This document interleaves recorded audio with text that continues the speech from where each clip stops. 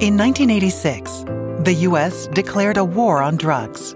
In true Canadian fashion, our government's consultation process landed on a more balanced approach, emphasizing demand reduction in the form of prevention, education, and treatment.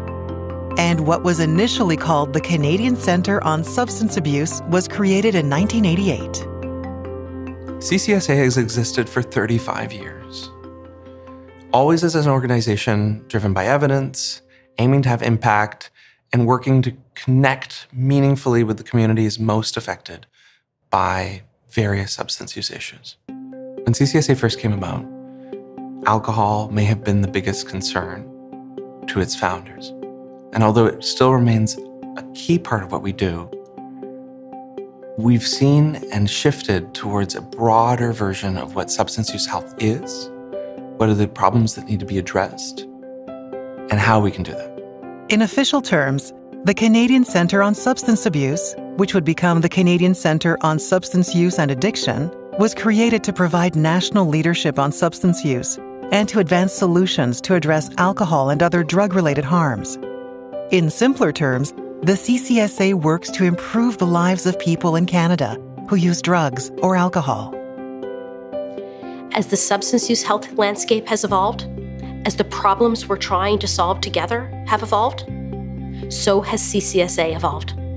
I've watched them move from an advisor to all levels of government, which they still do, but to a convener of experts, to the agency who brings people together, who brings the experts together at the table, people with lived and living expertise, clinical experts, research experts, policy experts, all as one to try to come collectively and solve some of those complex problems.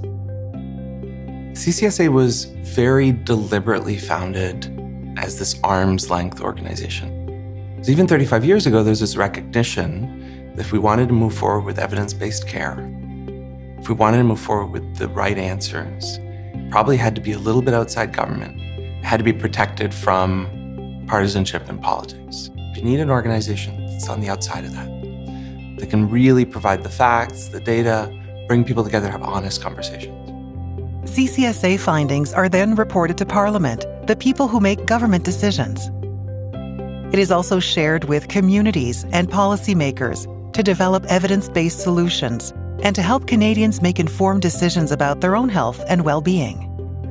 A few of CCSA's many success stories over the years include researching the impact of cannabis use on driving, which helped inform the development of new impaired driving laws, the Safe Streets and Communities Act, which was developed with input from CCSA and aims to reduce drug-related crime and protect vulnerable individuals, and developing evidence-based guidelines for the treatment of opioid use disorder, which have been adopted by healthcare providers across the country. Now is the most important time where we need action. And this is where you need CCSA at the plate to move forward. It takes courage to do something different, and CCSA has that introspective, reflective stance to do things different. And they're trying really hard to do things different and listening to what the community needs to do things different, because that's where we're gonna have change. Focused on research to drive positive change, the Canadian Centre on Substance Use and Addiction will continue to make progress through meaningful solutions by combining scientific research with lived and living experiences.